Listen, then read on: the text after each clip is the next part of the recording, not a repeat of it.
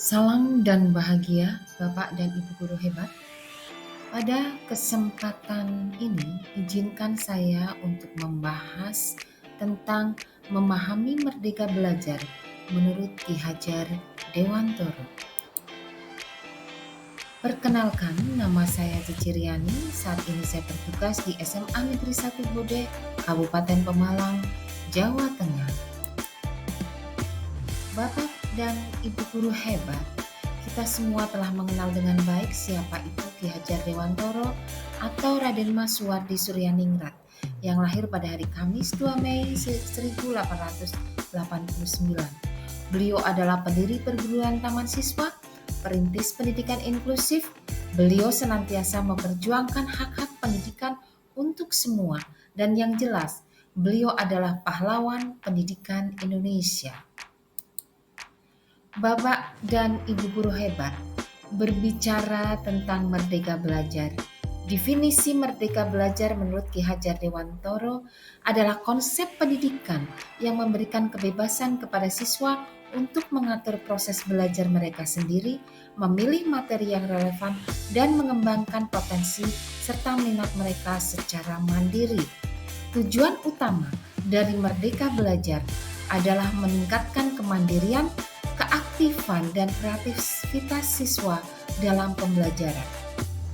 Ki Hajar Dewantoro percaya bahwa dengan memberikan kebebasan kepada siswa, mereka akan lebih termotivasi, berani mengambil inisiatif, dan memiliki kontrol penuh atas proses belajar mereka.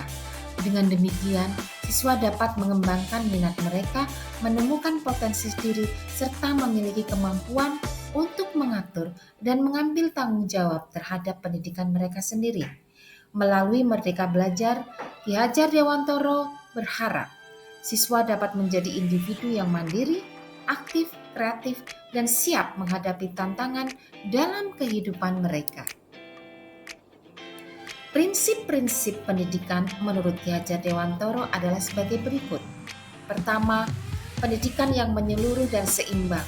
Ki Hajar Dewantoro meyakini bahwa pendidikan seharusnya tidak hanya fokus pada aspek akademis, tetapi juga mencakup pengembangan moral, karakter, fisik, dan emosional siswa.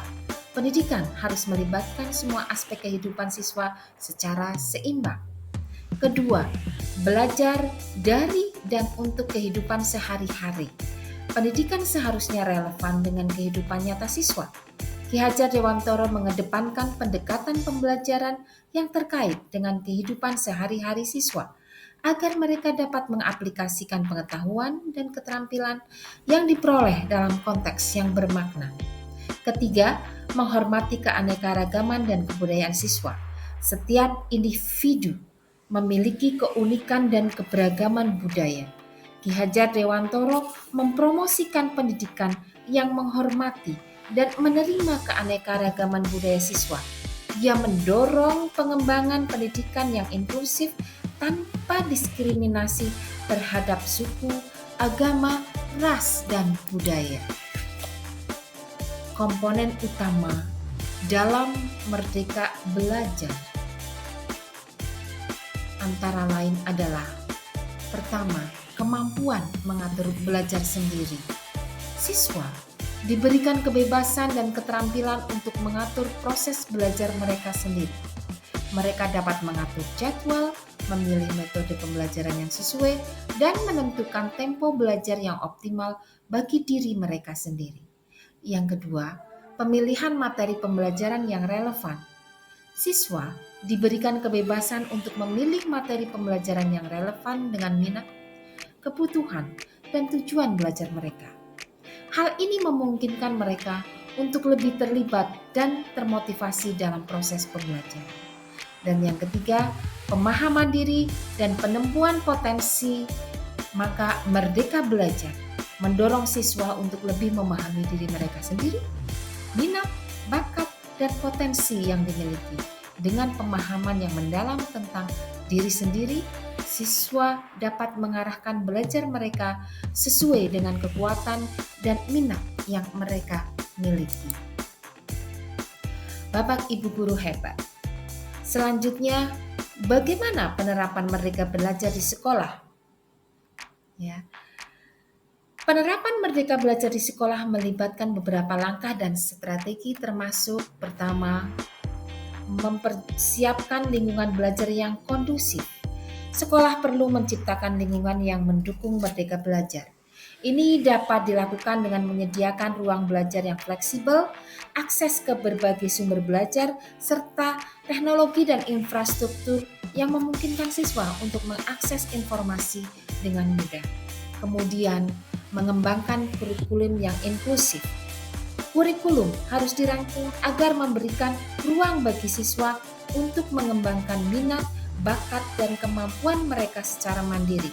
Ini bisa dilakukan dengan menyediakan pilihan mata pelajaran, proyek-proyek penelitian, atau kegiatan ekstrakurikuler yang dapat disesuaikan dengan minat siswa. Yang ketiga, memfasilitasi belajar kolaboratif. Merdeka Belajar tidak berarti siswa belajar secara isolatif.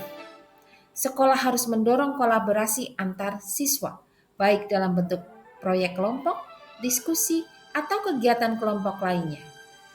Kemudian, guru berperan sebagai fasilitator. Guru memiliki peran penting sebagai fasilitator dalam Merdeka Belajar. Guru harus mengarahkan siswa dalam mengembangkan kemampuan mengatur belajar sendiri, membantu siswa memilih materi yang relevan, memberikan arahan dan bimbingan, serta memberikan umpan balik yang konstruktif. Selanjutnya, evaluasi formatif dan portofolio.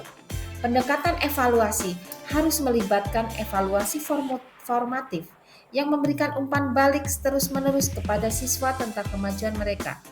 Selain itu, penggunaan portofolio siswa dapat membantu dalam melacak dan memperlihatkan perkembangan belajar siswa secara komprehensif.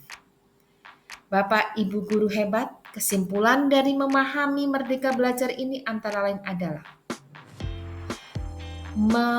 menurut Ki Hajar Dewantoro, memahami Merdeka Belajar penting karena konsep ini mengedepankan kebebasan dan kemandirian siswa dalam belajar.